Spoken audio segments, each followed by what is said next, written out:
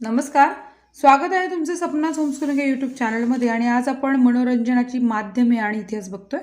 तर आत्तापर्यंत आपण इयत्ता 9वी इतिहास या पाठ्यपुस्तकातील 5 प्रकरणं पूर्णपणे शिकलो आहोत. आणि या 5ही प्रकरणांचा स्वाध्यायही मी तुम्हाला सपनाच होमस्कूलिंग या यूट्यूब चॅनलवर अपलोड केलेला आहे. तर आता आपण ही मनोरंजनाची माध्यमे आणि इतिहास बघतोय. आपल्या सर्वांचंच मनोरंजन हा फार आवडीचा महत्त्वाचा विषय आहे.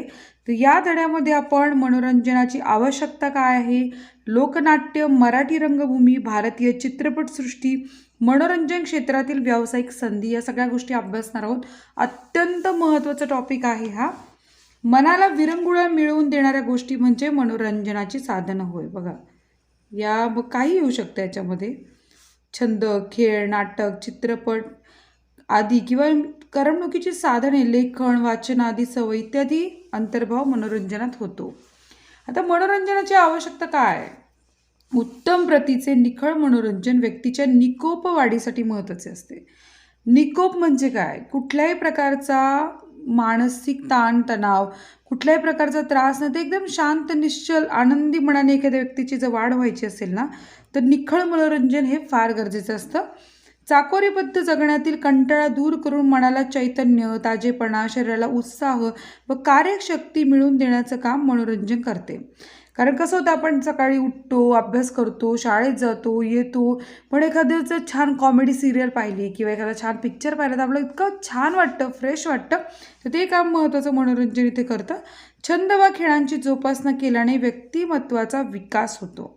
भारतात प्राचीन व मध्ययुगीन काळात उत्सव, सण, सोहळे, खेळ, नाच, गाणे इत्यादी मनोरंजनाची साधने होती. म्हणजे जसा काळ बदलत गेला तशी साधनेही बदलत गेली. तर मध्ययुगीन आणि प्राचीन व मध्ययुगीन काळामध्ये उत्सव आणि सण, सोहळे, खेळ, नाच, गाणे इत्यादी मनोरंजनाची साधने होते. आता आधुनिक काळामध्ये मनोरंजनाची अनेक साधनं उपलब्ध आहे. यादी करायची का? मनोरंजनाचे विविध प्रकार सांगून त्याचे वर्गीकरण करा.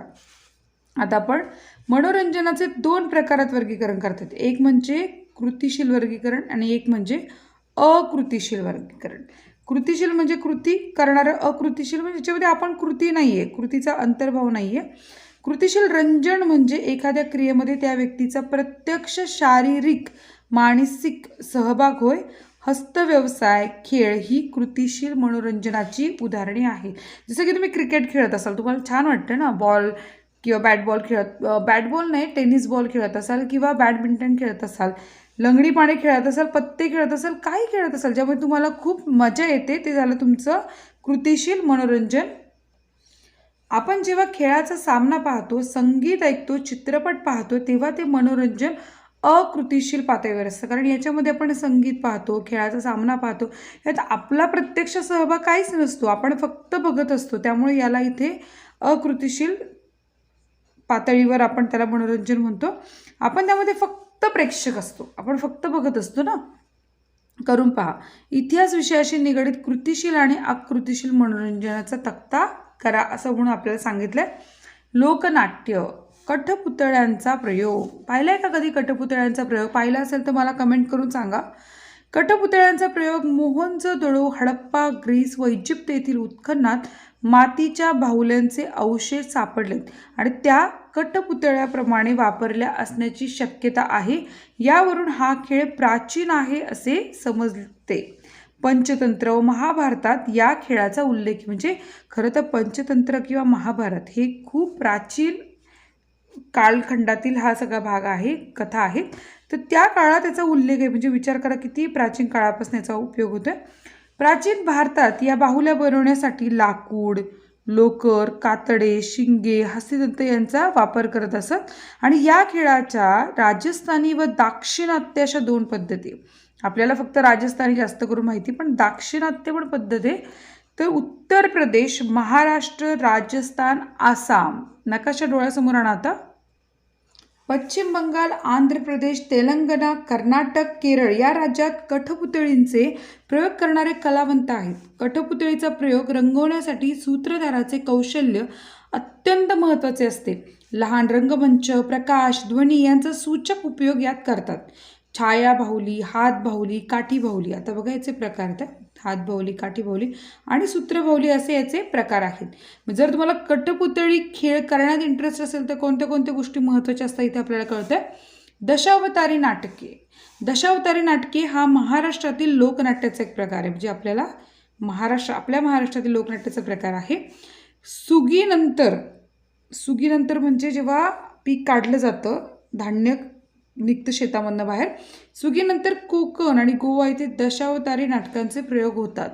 दशावतारी नाटके मत्स्य, कूर्म, आता बघा ही नाटके कशी मत्स्य, कूर्म, वराह, नरसिंह, वामन, परशुराम, रामकृष्ण, बुद्ध व कल्की या अशा 10 अवतारांवर आधारित असतात.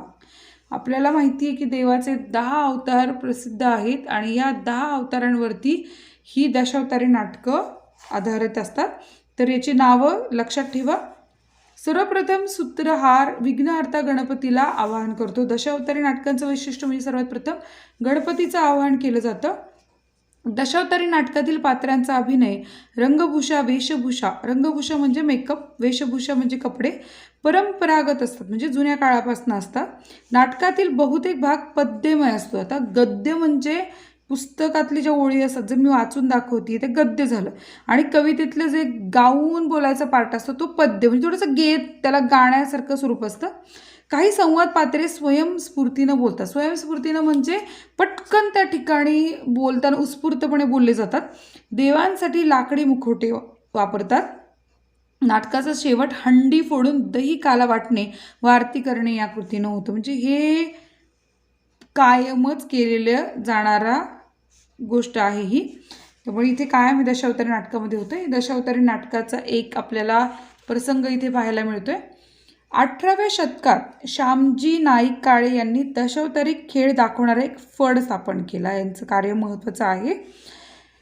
तो फड घेऊन ते महाराष्ट्रभर फिरत असत आणि विष्णुदास भावे यांनी दशावतारी नाट्यतंत्राचे संस्करण करून आपली पौराणिक नाटके सादरी केली. जे हे विष्णुदास भावे यांचे नाव महत्त्वाचं आहे. यामुळे मराठी नाटकांची पूर्वपीठिका दशावतारी नाटकापर्यंत जाते. म्हणजे पूर्वपीठिका म्हणजे काय की मराठी नाटकं आहेत, आता गाजत आहेत, खूप छान छान नाटकं आहेत. पाहिलेत का तुम्ही नाटकं? कोणती मराठी नाटकं पाहिली असेल तर आपण त्याच्याबद्दल कमेंट करू शकता. तर त्याच्या आधीची तयारी म्हणून पूर्वपीठिका ही जी या दशावतारी नाटकापासूनच कुठेतरी प्रेरित होऊन किंवा त्याचं पूर्वपीठिका म्हणून ही मराठी नाटकं आहेत. भजन, टाळ, मृदंग किंवा पखवाज, खूप प्राचीन वाद्य पखवाज इत्यादी वाद्यांच्या साथीत ईश्वर गुणवर्णनपर व नामस्मरणपर काव्यरचना गाणे यास भजन म्हणतात. जर भजन, आता प्रत्येक जणांना माहिती आहे की भजन गातो, पण त्याचा अगदी व्याख्येसहित अर्थ इथे सांगितलेला आहे. भजनाचे चक्री भजन व सोंगी भजन, चक्री भजन आणि सोंगी भजन असे 2 प्रकार पडतात. चक्री भजन म्हणजे काय बघा, न थांबता चक्राकार फिरत भजने म्हणणे म्हणजे चक्री भजन, आणि सोंगी भजन म्हणजे देवभक्ताची भूमिका घेऊन संवाद स्वरूपात भजने म्हणणे. अलीकडच्या काळात संत तुकडोजी महाराजांनी खंजिरी भजन लोकप्रिय केलं, म्हणजे हे एक आणखीन प्रकार आहे. उत्तर भारतात संत तुलसीदास, महाकवी सूरदास, संत मीराबाई आणि संत कबीर यांची भजने प्रसिद्ध आहेत.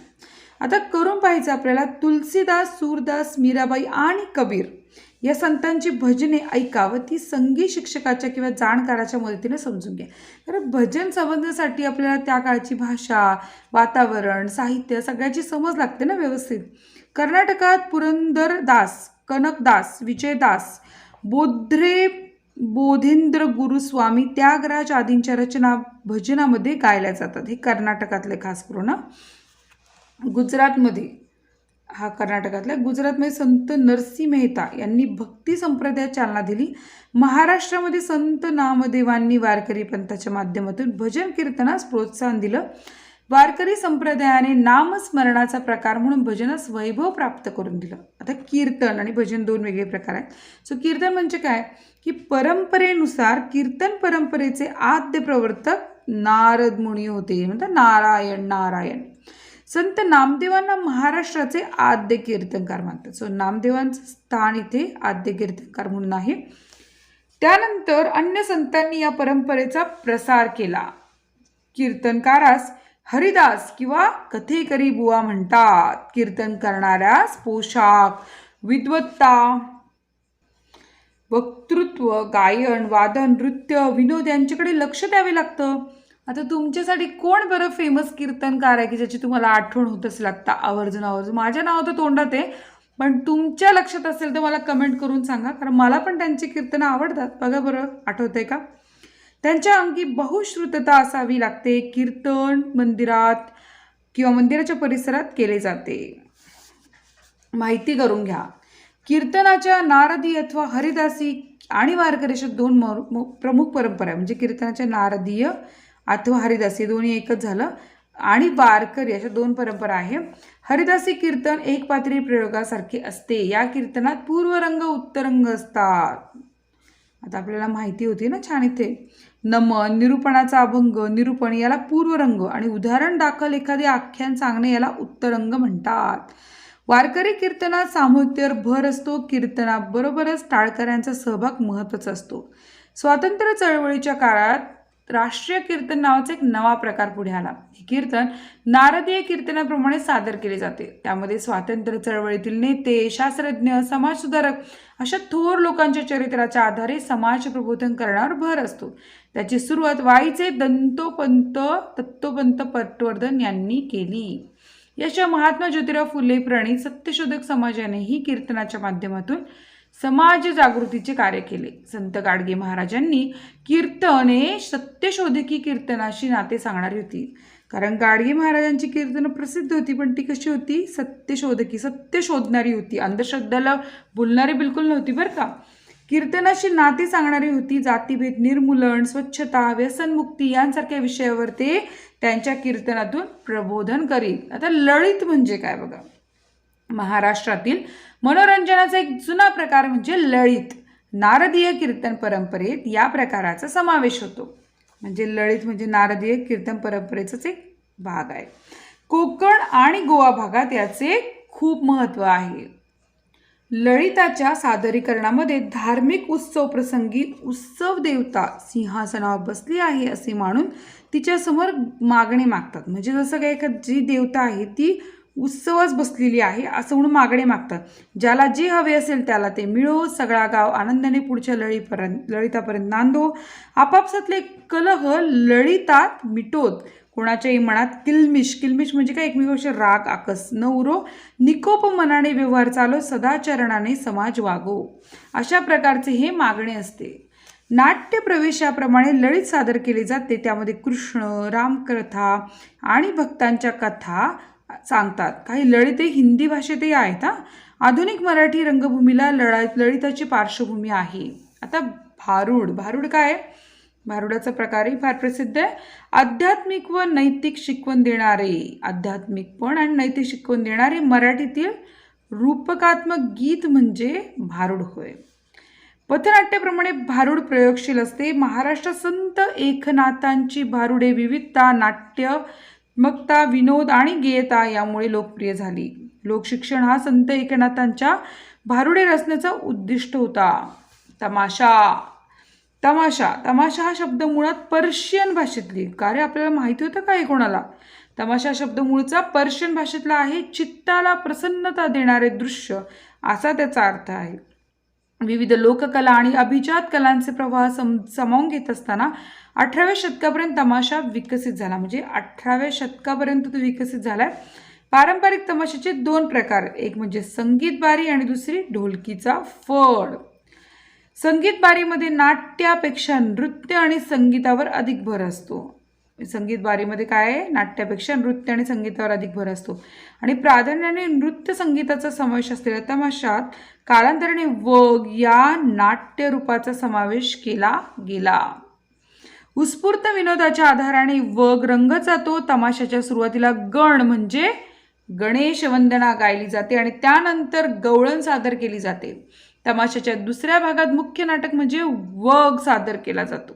आणि विच्छा माझी पुरी करा आणि गाढवाचे लग्न यांसारखे मराठी रंगभूमीवर गाजलेले प्रयोग हे तमाशाचे आधुनिक स्वरूप दर्शवतात.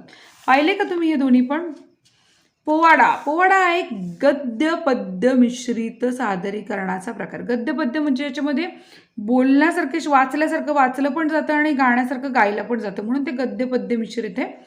पोवाड्यामध्ये शूर स्त्री पुरुषांच्या पराक्रमाचे आवेशयुक्त व स्फूर्तिदायक भाषेत कथन केले जाते छत्रपती शिवाजी महाराजांच्या काळातील अज्ञानदास या कवीने अफजल खान वधाविषयी रचलेला आणि तुळशीदासाने रचलेला सिंहगडच्या लढाईत पोवाडा प्रसिद्ध आहे. ब्रिटिशांच्या काळात उमाजी नाईक, चाफेकर बंधू, महात्मा गांधी यांच्यावर पोवाडे रचले गेले. संयुक्त महाराष्ट्र चळवळीच्या काळात अमर शेख, अण्णाभाऊ साठे आणि गवाणकर या शाहिरांनी रचलेल्या पोवाड्यांनी महाराष्ट्र गाजवला आणि पोवाड्यांच्या माध्यमातून जागृती करण्यात आली. आता आलोय आपण मराठी रंगभूमीवरती. ललित कला व्यक्तीने आणि समुदायाने सादर करण्याचे स्थान म्हणजे रंगभूमी. ललित कलेमध्ये कलावंत आणि प्रेक्षक दोघांचा सहभाग आवश्यक असतो. नाट्यसंहिता, नाट्य दिग्दर्शन, कलावंत, रंगभूषा, वेशभूषा, रंगमंच, नेपथ्य, प्रकाश योजना, नाट्यप्रयोगाचा प्रेक्षक आणि समीक्षक असे अनेक घटक रंगभूमीशी संबंधित असतात. नृत्य आणि संगीत यांचाही समावेश नाटकामध्ये असू शकतो. नाटक हे बहुतेक वेळा संवादाद्वारे सादर केले जाते, परंतु काही नाटकामध्ये मूकाभिनय म्हणजे मुक्यानं फक्त ॲक्टिंग करायची सुद्धा असतो आणि या प्रकाराला मूकनाट्य असे म्हणतात.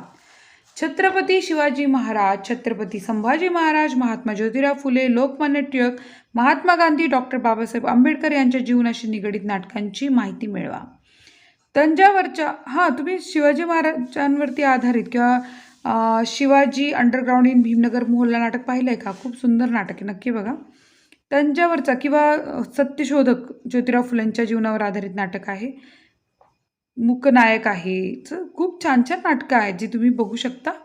तंजावरच्या भोसले राजवंशाने मराठी व दाक्षिणात्य भाषांमध्ये नाटकांना उत्तेजन दिले. त्या राजवंशातील राजांनी स्वतः नाटके लिहिली, तसेच संस्कृत नाटकांची भाषांतरे केली. महाराष्ट्रातील रंगभूमीच्या विकासात 19व्या शतकाचे स्थान महत्त्वाचे आहे. विष्णुदास भावे मराठी रंगभूमीचे जनक म्हणून ओळखले जातात बरं का. हे नाव लक्षात ठेवा. आपलं पिक्चर नाटकं बघायला किती आवडतात ना. नाव लक्षात ठेवा, विष्णुदास भावे. सीता स्वयंवर हे त्यांनी रंगभूमीवर आणलेले पहिले नाटक होय. आणि विष्णुदास भावेंनी लिहिलेल्या नाटकानंतर महाराष्ट्रात ऐतिहासिक, पौराणिक नाटकांबरोबर हलक्या फुलक्या पद्धतीची प्रहसन प्रकारातील नाटकेही रंगभूमीवर आली. त्यामध्ये विनोदी पद्धतीनं सामाजिक विषय सादर केले जातात, त्याला प्रहसन असे म्हणतात. सुरुवातीच्या नाटकाच्या संहिता लिखित स्वरूपात नसत, बऱ्याच त्यातील गीते लिहिलेली असती तरी ती गद्य संवाद उत्स्फूर्त स्वरूपाचे असत. मुद्रित स्वरूपात संहिता उपलब्ध असणारे पहिले नाटक वि. ज. कीर्तने यांनी 1861 साली लिहिलेले थोरले माधवराव पेशवे होय. या नाटकामुळे संपूर्ण लिखित संहिता असलेल्या नाटकांची नवीन परंपरा सुरू झाली. 19व्या शतकाच्या अखेरच्या पर्वात उत्तर हिंदुस्थानातील खयाल संगीत महाराष्ट्रात रुजवण्याचे काम बाळकृष्ण बुवा इचलकरंजीकर यांनी केले. त्यानंतर उस्ताद अल्लादिया खा, उस्ताद अब्दुल करीम खा आणि उस्ताद रहिमत खा यांनी महाराष्ट्रातील रसिकांमध्ये संगीताची आवड निर्माण केली. त्याचा परिणाम होऊन संगीत रंगभूमीचा उदय झाला. किर्लोस्कर मंडळी या नाटक कंपनीतील संगीत नाटके लोकप्रिय झाली. त्यामध्ये संगीत शाकुंतल हे अण्णासाहेब किर्लोस्करांनी लिहिलेले नाटक अतिशय गाजले आणि संगीत शारदा हे नाटक अत्यंत महत्त्वाचे आहे. या नाटकात जरठ कुमारी विवाह, जरठ म्हणजे काय?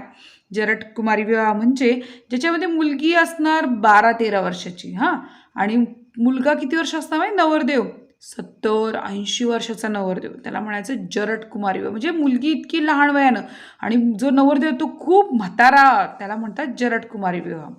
या तात्कालीन अनिष्ट प्रथेवर विनोदी पद्धतीने परंतु मार्मिक टीका केली आहे. याखेरीज श्रीपाद कृष्ण कोलटकर यांचे मूकनायक आणि कृष्णाजी प्रभाकर खाडीलकर यांचे संगीत मानपमान, राम गणेश गडकरी यांचे एकच प्याला ही नाटके रंगभूमीच्या इतिहासात महत्त्वाची आहेत. माहिती आहे का तुम्हाला?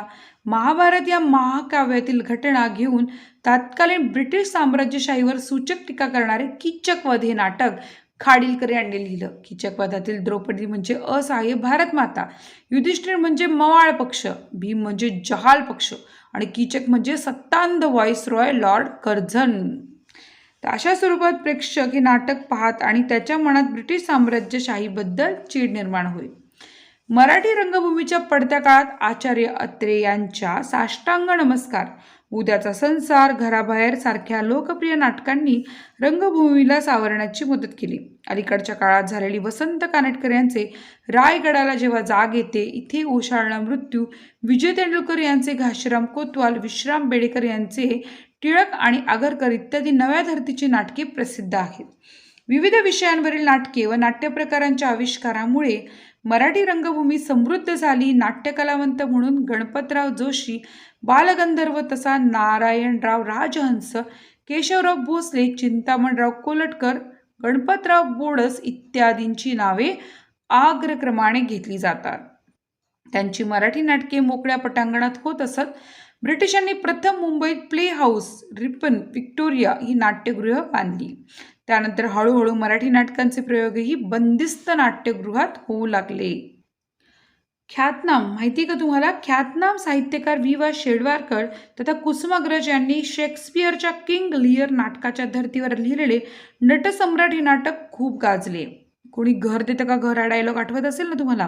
या नाटकातील शोकात्मक नायक गणपतराव बेलवलकर हे पात्र शिरवाडकरांनी पूर्वीच्या काळी गाजलेले गणपतराव जोशी आणि नानासाहेब फाटक या नटश्रेष्ठांच्या व्यक्तिमत्वातील रंगछटांची सरमिसळ करून निर्माण केले होते. आता भारतीय चित्रपटसृष्टी जी आपल्याला खूप अट्रॅक्ट करते तिच्याबद्दल आपण आता माहिती घेणार आहोत. चित्रपट हे कलात्मकता व तंत्रज्ञान यांचा संगम असलेले माध्यम आहे. चलचित्रांच्या शोध लागल्यावर चित्रपट कलेचा जन्म झाला आणि त्यातून मूकपटांचे युग निर्माण झाले. पुढे ध्वनिमुद्रण शक्य झाले आणि बोलपटांचा युग आला. चित्रपट प्रकार व्यंग चित्रपट, वार्तापट, तुम्हाला माहिती आहे का? अनुभवपट, प्रसिद्धीपट, बालचित्रपट, सैनिकी चित्रपट, शैक्षणिक चित्रपट, कथाचित्ती चित्रपट.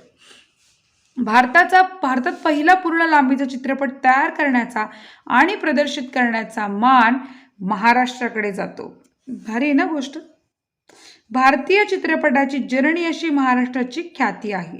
भारतीय चित्रपटांच्या विकासात मदनराव माधवराव पितळे, कल्याणचे पटवर्धन कुटुंबीय आणि हरिश्चंद्र सखाराम भाटवडेकर उर्फ सावेदादा यांचे योगदान आहे. पुढे दिग्दर्शक गोपाळ रामचंद्र तथा दादासाहेब तोरणे आणि प करंदीकर, S.N. पाटणकर, V.P. दिवेकर यांनी परदेशी तंत्रज्ञानाचे सहाय्य घेऊन पुंडलिक हा कथापट 1912 मध्ये मुंबईत दाखवला आणि 1913 मध्ये दादासाहेब फाळके यांनी स्वतः दिग्दर्शित केलेला आणि सर्व प्रक्रिया भारतात पूर्ण केलेला राजा हरिश्चंद्र हा चित्रपट मुंबई येथे प्रदर्शित केला आणि त्या पाठोपाठ मोहिनी, भस्मासूर, सावित्री, सत्यवान हे मूकपट आणि वेरूळची लेणी व नाशिक आणि त्र्यंबकेश्वर ही तीर्थक्षेत्रे यावर फाळके यांनी अनुभवपट तयार केले आणि येथून पुढे ऐतिहासिक आणि पौराणिक विषयांवरचे चित्रपट तयार करण्याची परंपरा सुरू झाली. हे आहे दादासाहेब फाळके.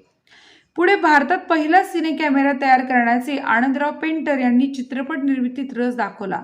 त्यांचे मावस बंधू बाबूराव पेंटर तथा मिस्री यांनी 1918 मध्ये सैरंध्री चित्रपट काढला.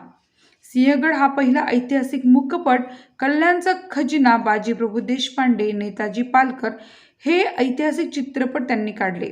त्याखेरीज सावकारी पाश हा पहिला वास्तववादी चित्रपट त्यांनी काढला. वास्तववादी म्हणजे काय की खऱ्या घटनेवर आधारित. 1925 मध्ये बाजीराव मस्तानी चित्रपट काढणाऱ्या भालची पेंढारकरांच्या ऐतिहासिक चित्रपटांमधून राष्ट्रीय विचारसरणीचा प्रसार होत आहे लक्षात आल्यावर ब्रिटिशांनी त्यांच्यावर निर्बंध घातले. माहिती करून घ्या. पूर्वी चित्रपटगृहात चित्रपट सुरू होण्यापूर्वी अनुभवपट व वृत्तपट दाखवले जात असत. त्यांच्या निर्मितीसाठी भारत सरकारने फिल्म्स डिव्हिजनची स्थापना केली. या अनुभवपट आणि वृत्तपटांचा उपयोग लोकांच्या समाज प्रबोधनासाठी होई आणि त्याची माहिती करून घ्या. कमलाबाई मंगळूरकर नाव लक्षात ठेवा. कमलाबाई मंगळूरकर या मराठीतल्या पहिल्या स्त्री चित्रपट निर्मात्या. त्यांनी सावळ्या तांडेल आणि पन्नादाई हिंदी हे बोलपट तयार केले. 1944 मध्ये प्रभात कंपनीने काढलेला रामशास्त्री चित्रपट गाजला. स्वातंत्र्योत्तर काळात आचार्य अत्रे यांनी महात्मा फुले यांच्या जीवनावर, विश्राम बेडेकर आणि वासुदेव बळवंत फडके यांच्या जीवनावर चित्रपट काढला. दिनकर द पाटील यांनी धन्य ते संताजी धनाजी हा चित्रपट काढला. प्रभाकर पेंढारकर यांचा बाल शिवाजी हा चित्रपट महत्त्वाचा होय. भारतीय चित्रपटांना आंतरराष्ट्रीय स्तरावर स्थान मिळवून देणारा पहिला चित्रपट म्हणजे संत तुकाराम. हा चित्रपट पॅरिस येथील आंतरराष्ट्रीय चित्रपट महोत्सवात प्रदर्शित झाला आणि या चित्रपटात विष्णुपंत पागनीस यांनी संत तुकारामाची भूमिका केली होती. आता चला शोधूया. या पाठात उल्लेख नसलेले परंतु इतिहासाशी संबंधित असणाऱ्या चित्रपटांची यादी आंतरजालाच्या मदतीने तयार करा. कारण इथे लिमिटेशन आहे ना नावं द्यायला. मराठी भाषेमध्ये ज्याप्रमाणे ऐतिहासिक चित्रपट बनवले गेले त्याप्रमाणे हिंदी भाषेतही अनेक ऐतिहासिक चित्रपट बनवले गेले. स्वातंत्र्यपूर्व काळात बनवलेल्या हिंदी चित्रपटांपैकी सिकंदर, तानसेन, सम्राट चंद्रगुप्त, पृथ्वीवल्लभ, मुघले आझम इत्यादी चित्रपट इतिहासाचा आधार घेऊन बनवले होते. डॉक्टर कोटनीस की अमर कहाणी हा चित्रपट सत्य घटनेवर आधारित होता. स्वातंत्र्य चळवळीवर आधारित आंदोलन, झाशी की राणी हे चित्रपट महत्त्वाचे होते. Bombay Talkies, Filmistan, Rajkamal production, RK studios, Navketan इत्यादी कंपन्यांनी चित्रपट निर्मितीच्या क्षेत्रात भरीव कामगिरी केली. चला शोधूया. आंतरजालाच्या मदतीने 1970 ते 2015 पर्यंतचे ऐतिहासिक विषयांशी संबंधित मराठी चित्रपट शोधा. मनोरंजन क्षेत्रातील व्यावसायिक संधी. आता व्यावसायिक संधी काय काय मिळू शकतात? रंगभूमी आणि चित्रपट क्षेत्रामध्ये इतिहासाच्या विद्यार्थ्यांना अनेक संधी उपलब्ध आहेत. काय संधी बघा? नाटक, नेपथ्य, वेशभूषा, केशभूषा, रंगभूषा इत्यादींचे तपशील अचूक असण्यासाठी संबंधित ऐतिहासिक काळातील चित्रकला, शिल्पकला, स्थापत्य अशा विषयांचा सखोल अभ्यास असणाऱ्या जाणकारांच्या कला दिग्दर्शनाचे नियोजन करता येते किंवा त्यासाठी सल्लागार म्हणून काम करता येते. 2. संवाद लेखनाच्या प्रक्रियेत लेखक आणि लेखकांचे सल्लागार म्हणून भाषा आणि संस्कृतीच्या इतिहासाच्या जाणकारांची आवश्यकता असते. चित्रपटात काय महत्त्व आहे? चित्रपटामध्ये कथेशी संबंधित काळाच्या वातावरण निर्मितीचे तसेच पात्रांच्या वेशभूषा, केशभूषा, रंगभूषा इत्यादींचे नियोजन करण्याचे काम कला दिग्दर्शक करतात आणि या क्षेत्रातही इतिहासाच्या जाणकारांना प्रत्यक्ष कला दिग्दर्शन किंवा कला दिग्दर्शनासाठी सल्लागार म्हणून काम करता येते. चित्रपटाच्या संवाद लेखनासाठी भाषा व संस्कृतीच्या जाणकारांची आवश्यकता असते. तर अशा प्रकारे खूप छान माहिती आपल्याला या धड्याच्या निमित्ताने भेटलेली आहे. खूप मोठा धडा आहे, पण मनोरंजनाची माध्यमे आणि इतिहास धडा मला तर खूप आवडला. तुम्हाला जर माझं शिकवणं आवडलं असेल तर नक्की या व्हिडिओला लाईक करा, जास्तीत जास्त लोकांना शेअर करा आणि सपना होमस्कूलिंग चॅनलला सबस्क्राईब करा. भेटूयात आपण स्वाध्यायाच्या व्हिडिओमध्ये. तोपर्यंत बाय बाय.